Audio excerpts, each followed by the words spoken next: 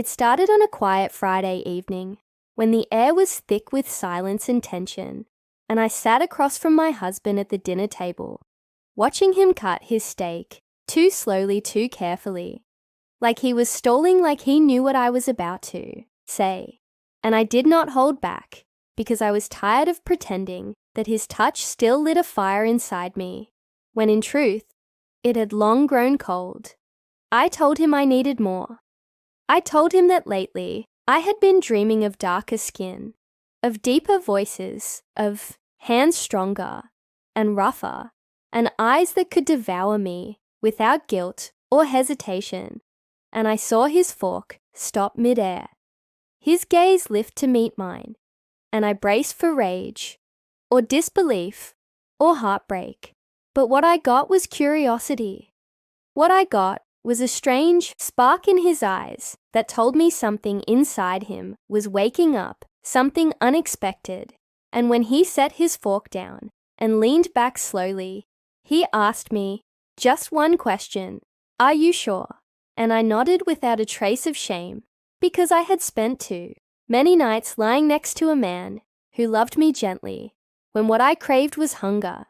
What I needed was to feel undone, to be taken in, ways polite hands could never achieve.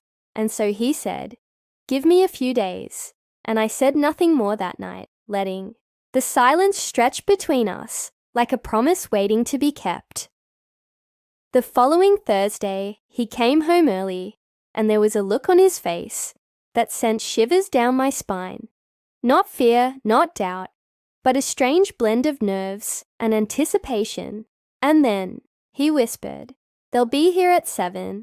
And I asked him who, and he said 2 men, 2 strong black men who know exactly what you want, who have done this before, and who don't need permission to make you feel everything you have missed." And my breath caught in my throat because I did not expect him to actually follow through. And suddenly my body was hot and trembling with a desire I had tried to smother for months, and I didn't know what to do with my hands, with my racing heart, with the fact that my husband had just handed me a fantasy that felt too wicked to be real. And when 7 struck, the doorbell rang, and he looked at me like a man surrendering his pride to watch the woman he loved be ravished. And then he opened the door, and there they were, tall dark eyes burning with quiet confidence, muscles stretching their shirts, and smiles that promised nothing gentle. And I stood frozen as they stepped inside, towering over me with calm power, and introduced themselves, one named Marcus, the other Darnell, and I could barely say my name because the air was too thick with heat and possibility. And then my husband told them, "She's yours tonight," and he stepped aside like a man who understood his limits, like a man who wanted to see his wife completely wrecked. And I didn't speak. I just followed as they took me by the hands and led me to the bedroom, where they closed the door and left the world behind. The room was dim, lit by the amber glow of the bedside lamp, casting shadows on the walls that danced like flames, and I stood between them, Marcus behind me, Darnell in front, each one radiating heat and control. And something primal inside me answered their silent call, as if my body had been waiting all its life for this exact moment. And when Marcus's hands gripped my hips, firm, unyielding, I gasped at the rawness, the realness of it, and Darnell's fingers lifted my chin, forcing my eyes to meet his, and there was no mercy in that gaze, only hunger and promise. And when he spoke, it was low and commanding, "Tell me what you want." And I said everything, because I did. I wanted to be taken, pulled undone, stretched to my limit, and rebuilt in the heat of their desire.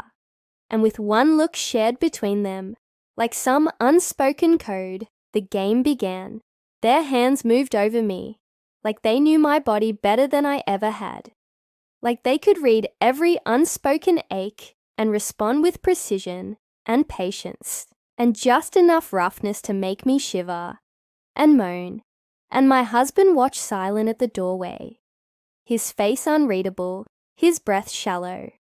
And when I looked at him, when our eyes met, something passed between us, something fierce and understanding and strange, and I knew he was letting go, not of me, but of the lie we had both been living, that soft love was enough for a woman who burned inside.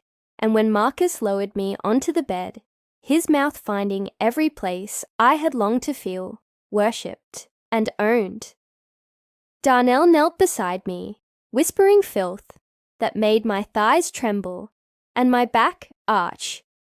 And when they finally claimed me together, one holding me down the other, driving me higher than I had ever dared to go, I forgot the world. I forgot. I forgot the woman I used to be, because in their arms, in their rhythm, I found something wild and real and true. The night stretched long and breathless, filled with cries and growls and whispered names, and the wet sound of need met over and over until I couldn't take any more, until my body collapsed into itself, trembling, spent, wrecked, and remade. And when it was over, when the sweat cooled and the silence settled, thick and sweet, I looked at my husband, who finally stepped forward, touched my ankle gently, and said, "Now you know," and I nodded, not ashamed, not sorry, not unsure, because I had touched something raw and beautiful, and I knew I would never go back to silence, to softness, to a life of pretending that enough was enough, because now I had tasted more, and once you taste more, you can never be satisfied with less. And as I lay there between two gods of flesh, heart-pounding lips, swollen thighs, aching, I smiled, because I finally knew who I was, and I was never going to be quiet again.